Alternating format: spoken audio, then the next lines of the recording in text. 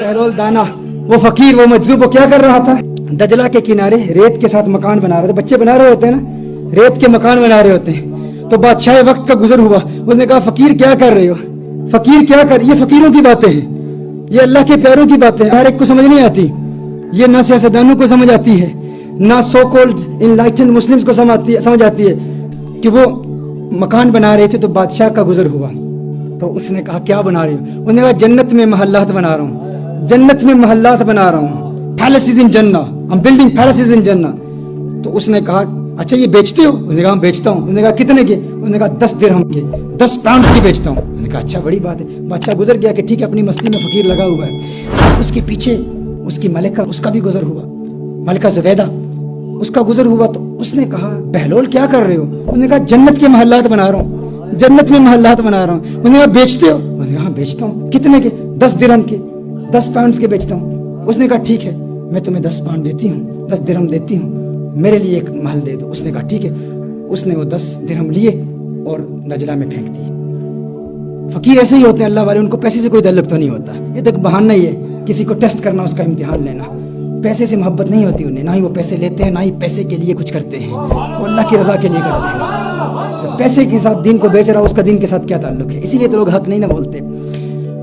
پر بادشاہ گھر گیا, محل میں گیا تو رات کو سو گیا تو خواب دیکھتا ہے. لوگ جنت میں جا رہے ہیں, دیکھتے جنت میں ایک محل بنا ہوا ہے, بڑا ہی خوبصورت محل ہے. اس محل کے اوپر نام لکھا ہوا ہے زبیدہ, اس کی بیوی کا نام لکھا ہوا ہے. جاتا ہے فوراً دربان روک لیتا ہے. اس نے کہا کہاں جا رہے ہو؟ اس نے کہا میری بیوی ملکہ ہے, اس کا محل ہے. اس نے کہا نہیں وہ دنیا کے معاملات اور ہیں. دنیا میں بیوی کے گھر میں مرد خامن جا سکتا ہے, وہ کہہ سکتا ہے کہ تیرا نہیں ہے میرا ہے, جو میرا ہے وہ تیرا ہے. آخرت کے سودے مختلف ہیں, آخرت میں جانے کی اجازت نہیں ہے. یہ اسی کو ملتا ہے جو اس کی قیمت ادا کرتا ہے. آنکھ کھلتی ہے, جاگتا ہے, بیوی سے کہتا ہے تو نے کوئی ایسی نیکی کی ہے, کوئی عمل کیا ہے؟ میں نے تیرے لیے بڑے خوبصورت خواب دیکھی ہے, تجھے بڑے بلند مقام پر دیکھا. اس نے کہا میری تو ایسی کوئی نیکی نہیں ہے, معمولات کے مطابق جو نیکیاں ہیں وہی ہیں, اور کوئی نیکی نہیں. ہاں ایک بات یاد ہے کہ کل دجلہ کے کنارے وہ بہلول نہیں ہے مجذوب فقیر, وہ جسے لوگ پاگل دیوانہ کہتے ہیں, وہ بیٹھا ہوا محلات بنا رہا تھا. اور مجھے اس نے کہا, میں نے کہا کیا بنا رہے ہو؟ اس نے کہا جنت میں محل بنا رہا ہوں. تو میں نے کہا بیچتے ہو؟ اس نے کہا بیچتا ہوں. تو میں نے 10 درہم اس کو دے دیا. اس نے کہا ارے میں بے وقوف نادان, وہ مجھے بھی بیچ رہا تھا لیکن میں نے اسے فقیر سمجھا, کاش کہ آج بھی وہ بیچ رہا ہو. بادشاہ نے کہا, ارادہ کر لیا کہ اب میں جاؤں گا, کاش کہ وہ فقیر اپنی اسی موج اور مستی میں ہو, اسی دیوانگی میں ہو. وہاں جاتا ہے اور اتفاق سے بہلول دانا وہی موجود ہے, وہ وہی کام کر رہا ہے, وہی بنا رہا ہے, محلات بنا رہا ہے. پوچھا فقیر بہلول کیا کر رہے ہو؟ کہا جنت کے محلات بنا رہا ہوں. کہا بیچتے ہو؟ کہاں بیچتا ہوں. تو اپنی جیب میں ہاتھ ڈالتا ہے 10 درہم نکالنے کے لیے, ابھی نکال ہی رہا ہوتا ہے. تو پوچھتا ہے کتنے کے؟ اس نے کہا آدھی سلطنت, ہاف آف یور کنگڈم, آدھی سلطنت, آدھی سے. اس نے کہا اللہ کے بندے کل 10 درہم کے بیچ رہے تھے, آج آدھی سلطنت. اس نے کہا کل تم نے دیکھا نہیں تھا نا, آج دیکھ کے آئے ہو. وہ بغیر دیکھ کے جو سودا ہوتا ہے وہ 10 درہم میں ہوتا ہے, اب دیکھ کے آئے ہو تو اب آدھی سلطنت لگے گی.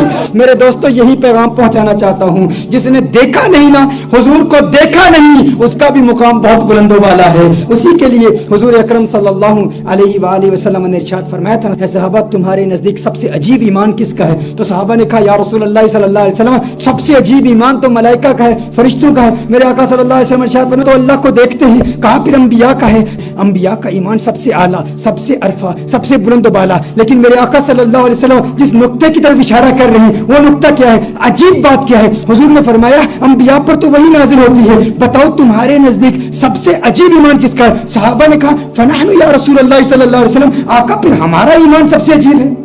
حضور نے ارشاد فرمایا تم تو میرے چہرہ والضحیٰ کو دیکھتے ہو, تم تو مجھے دیکھتے ہو. کہا پھر یا رسول اللہ صلی اللہ علیہ وسلم آپ خود ارشاد فرماتے ہیں. اب آقا کی حدیث کا مفہوم اپنی زبان میں پیش کر رہا ہوں. میرے آقا نے ارشاد فرمایا ہے میرے صحابہ ملائکہ کا ایمان بہت بلند, انبیاء کا ایمان بہت عرفہ بہت اعلیٰ, صحابہ کا ایمان بہت عرفہ بہت اعلیٰ, لیکن مجھ محمد کے نزدیک سب سے یونیک ایمان, سب سے عجیب ایمان میرے ان عاشقوں کا ہے جو کبھی مجھے دیکھیں گے بھی نہیں اور 1400 سال بعد آ کر میری ایک جھلک دیکھنے کے لیے اپنی جان مال اولاد قربان کرنے کے لیے تیار ہو جائیں گے. مجھ محمد کے نزدیک میرے ان عاشقوں کا ایمان سب سے عجیب ایمان ہے.